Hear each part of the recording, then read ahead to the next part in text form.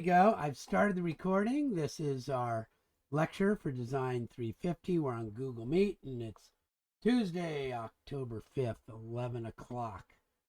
So let's go over a few things. This is our week 7. And we're not going over this exactly what I said here. So we're kind of reformatting to what people have got going, what we're able to do. But we are going to do reading survey instruments and drawing property plans. That's the main gist of this week. We're going to do one set in AutoCAD, and we're going to do another set in Revit. So I'll be posting the recordings. I did get the recording up for Monday. Please note that there will be no lab on Friday. I've got a seminar with UC Davis. I don't know where it's actually located, but I'm on a cool joint program with them, and so I got to do this seminar thing. So no lab on Friday, but we'll have covered everything you need to be able to do your lab work. I'll go over the second set of stuff on Wednesday, tomorrow. So our playlist is fairly short. Just going to be like what we've got going this week. Nothing new out of it. Our reading list is also fairly short. You can go into it more if you want, but it's actually key. This whole rental agreement and everything, believe it or not, it's a big part of your design considerations. When you look in Revit, you can actually make rentable area versus gross area calculations and things like that. And it's a big part of design standards is to how areas are going to be used and whether, there's, what are the conditions and the restrictions. And in this case, it's CC&Rs that tell you how you can use the land. Of course, we know from our prior reading and redlining that those have been often used in racist ways to keep certain people from joining the club. But we'll look at it in another way to find out how we can ensure that good intentions maybe are met if it is possible. So here's the appointment calendar. You do have a pretty good resource folder right now, which I've got right here, which you can see there's T1 readings, there's T2 readings, and then there's T3 readings. So you can go through those and pull them out, and just get these good readings going. Let's see. So that's for your AutoCAD work, and I demoed that yesterday. We have choose a renter. That's our. Oops, I already got it open here. So sometimes you'll have a really great idea. As an example, where was it? I was just reading today. It was in Woodland that they got $1 million grant to put in a kind of a halfway house for people who are, trying to get on their feet. It'd be 3 or 4 people living there plus some full-time staff, always staffed and the like. And so they got this $1 million grant. They spent $500,000 on a house, and of course, they didn't go through all the processes and procedures because it was kind of rushed. And now the NIMBYs, not in my backyard, and I get it, I don't necessarily want to have rehabilitating drug addicts living next to me. And this is part of the problem of how we concentrate poverty. They're going over the CC&Rs and the HOA and all this kind of stuff, and They're just taking this whole thing to court, so they'll spend $1 million in court to get their $1 million halfway house in Woodland. So you might really want to help out, but it might not be as easy as you think. And so you may need some special knowledge help, right? Knowledge is power. Real. Okay, so how do you do the good work? So here's what we've got. In our case study, which we're going to do, our first project is going to be for foster youth rental of a tiny house, maybe more than one. And so that's a special interest group. They are on California's radar. We've got special services and groups and money assigned to supporting these groups. But when you look at the AFF,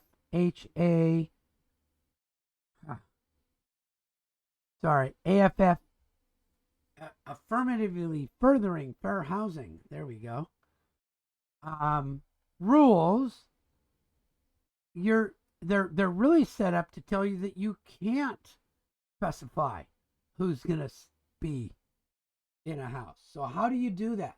How do you affirmatively further this if you can't pick your client and pick them? You have to be fair to all prospective residents. So how are you going to do it? And are you going to incur the wrath of your neighbors? So that's part of the whole land planning process, and why you need to actually do a land planning submittal, even if it's something that maybe doesn't need it, like a tiny house or whatever. So I want you to look those two things over and then figure out, oh, well, what can I do? How can I do it? How can I rent, to a particular person? How?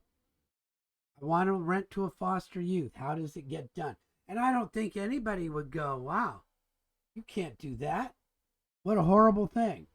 Sort of like the thing in Davis. You're renting to just old people from Davis.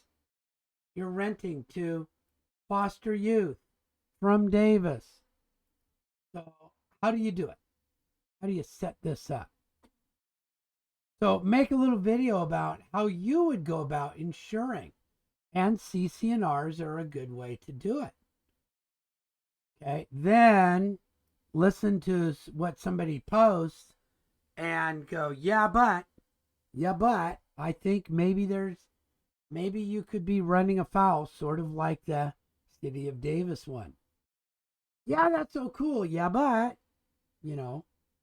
our data shows that this could be going wrong. Now, there are specific times and ways that you can set up rentals for specific groups. If you look for Habitat for Humanity, they have clients and they rent to those clients under an agreement. There are, low income rent requirements that you have to meet a certain financial load barrier to get into certain low income. So there are ways to do it, and they are encased in the CC&Rs. So you can maybe think about how to write one that would be some good. Okay?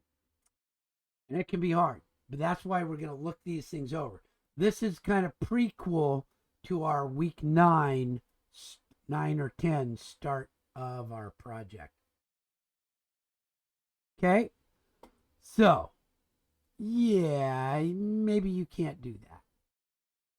I don't know how I can always find, Giphy is great. You can almost always find one on there that works. So, choosing a renter. Okay, so let's just talk a little bit about CC&Rs. And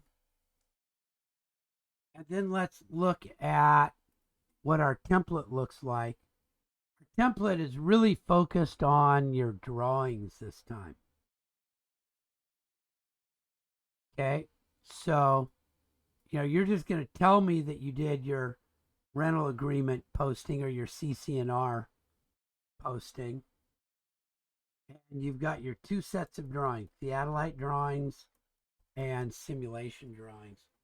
And so you'll probably need 3 sheets. I don't know if you can show all 3 sheets on here, so you might get creative and show your sim records and make this smaller or break this into 3 different ones. You can be clever with your arrangement to get them all on one sheet, or you can make 3 different sheets of this. Okay, so whichever way you want to do that. And then your survey record, same one for your one that you do from the other. I want to show you kind of how this is going to end up looking. I do want full drawings, real property line drawings. Okay, and so it's a site plan, but it's one for property lines. And so it should have the address, the perimeter, the area, and I'd like you to put a zoning code on there. I don't care which one you put, make it appropriate. RD 20 might not be so great. I don't know that you can fit 20 units on here. You might be able to. It's not a bad sized lot. But RD1, RD2, just tell me what the zoning is. Pick one of the ones that you've already seen. Be sure that you have your north arrow and your scale, and that those are in the model, so that if I change my scale factor here, I'll still see that correct. Be sure to have, a donut on each corner, and the elevation. You don't need it to say T1.1. It could just say elevation 6.0. And be sure to have the dimension on it. Okay, on each line. Okay, fill this out. Have a good, full, complete drawing. And then my suggestion is that when you do a plot preview of it, that you do it as grayscale, because that's really how we plot normally. So that would be the plot. And then you can get it as big as you can.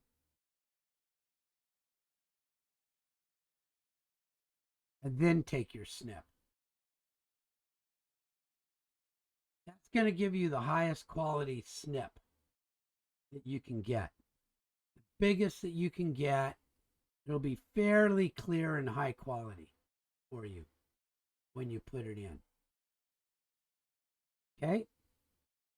So there's a little bit of information on this. Be sure that you have, and pick a street name and an address. I don't really care, but I do want to know the perimeter in feet, the area in square feet, and the zoning code that you would look up. Okay, any questions on that so far? Okay, cool. So let's now, the thing I want to talk about are CC&Rs, covenants, conditions, and restrictions. And there's some stuff you can do and some stuff you can't do. So I just went to Quicken Loan because they just want to give you information. They're not going to try to sell you anything but a loan. Okay? And so this talks about what CC&Rs are, and it is a legal document. It gets filed with your deed.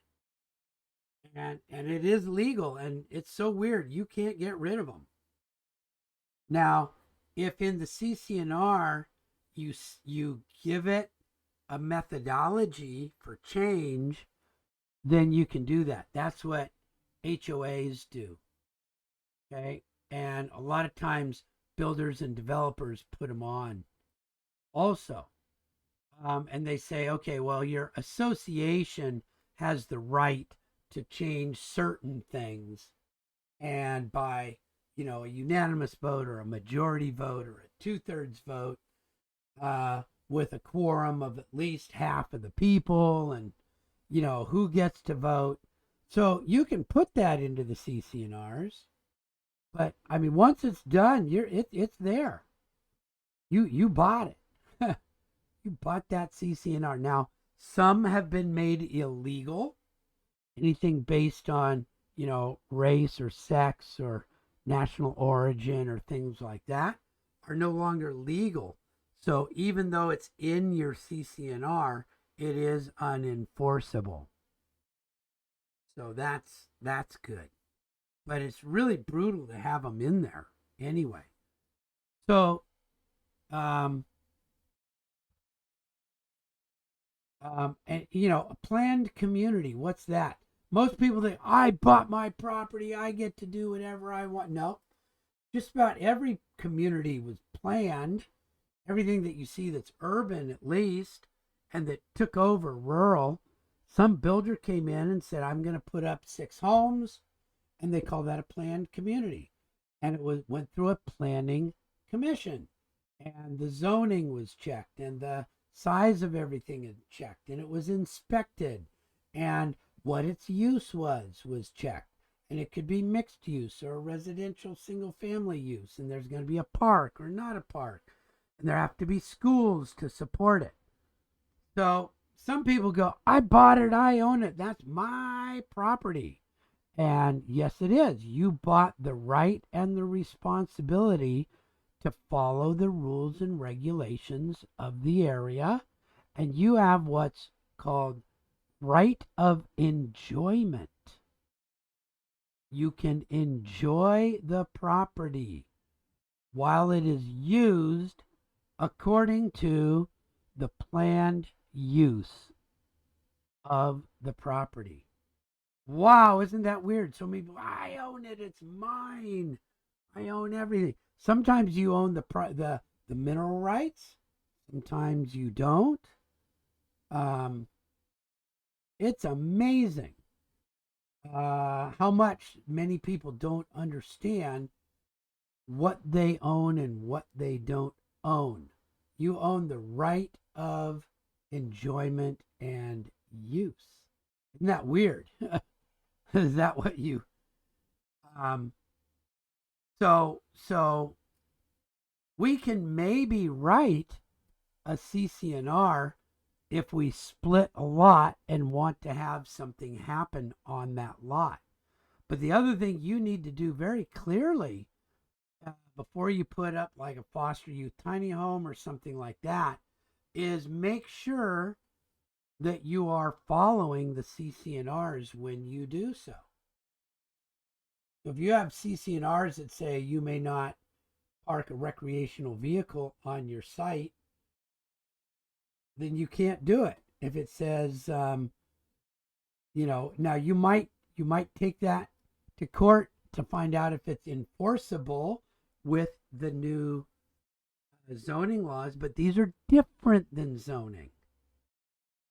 These are restrictions that go with the deed. And so, what kind of restrictions do you want to go with that deed? And so in our first project, we are going to be thinking that this is going to be a purchased location and that the lot is going to be split. And so since that's the case, you have a chance to enter new CC&Rs in as legal documents. So what are typical ones that you can do? Okay. They're imposed to help protect against annoyances that would impede the quality of life for other residents in the community. So Davis has a noise ordinance. Okay. If you don't like the noise ordinance, you can restrict it down. You can have quiet times. You can have rules about putting your garbage. Like, I'll tell you, my house doesn't look that great because I have this weird cul-de-sac and people park in this tiny bit of sidewalk in between my driveway and my neighbor's driveway. And when they park, they end up blocking both of our driveways. We can't back out without fear of hitting their car. So we came up with this plan that we would put our garbage cans there and just leave them there so people don't park there. And so we have, this we would love the city to just paint it red, but they won't. I don't know why. So first right of refusal. There's another interesting one. I can tell you some good stories about that. But anyway, so that seems a little weird, but when you buy a home, you sort of are looking at the community and you sort of want to buy into that community. Now your CC&Rs, right, must follow fair housing. But other than that, they're open. You can do all sorts of it. It's different than zoning. Zoning tells you how many houses you can do and what you can use it for and your parking and things like that. And it's by the government. These are by the people that are living there. Okay, so you're buying into that. So what are the types of things? How does it look on the outside? Right? Can you put up tons of lights? Can you paint it purple? Can you put a 6-foot tall fence? Things like that. But the aesthetics, can you put big signs up?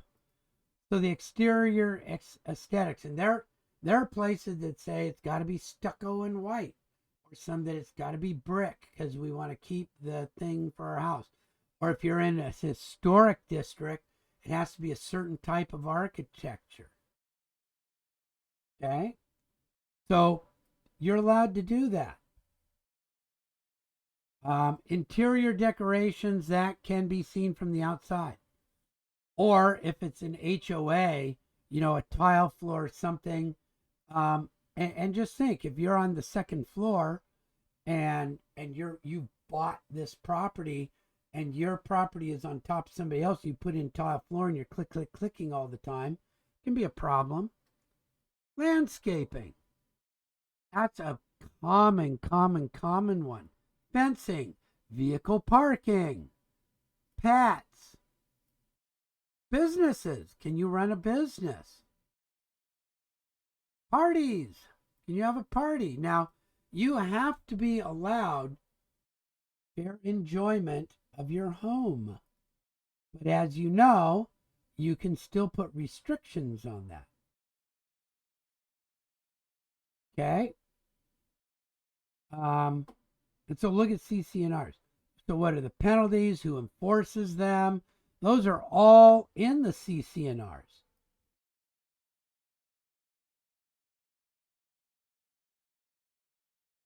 I know people that have been made to leave their sell their house because the CC&Rs require it to be your first permanent residence, and that you're not allowed to rent it out. That's real typical in HOAs. They don't want it to be a party place. Well, and you have to figure out whether that's okay for you or not. So those are some things. How would you write CC&Rs to protect your ability to select a foster youth as the renter? Or maybe it won't be in a CC&R, it'll be in something else. But how would you write your CC&Rs if you're going to split your lot? You're going to own both lots, you're going to live on one, but for reasons that you want to put more things on the lot, this, that, and the other thing. You're going to split it. How are you going to write the CC&Rs for those lots so that you don't have to rent and have a situation that you don't want? So kind of interesting. So there's a little bit on CC&Rs that I wanted to go over with you. Other than that, that's pretty much what we've got for today. Tomorrow in lab, I'll go over the simulation survey record and I'll have the sims for you so that you can get all of the sims. Cool? All right. Any questions before I stop the recording?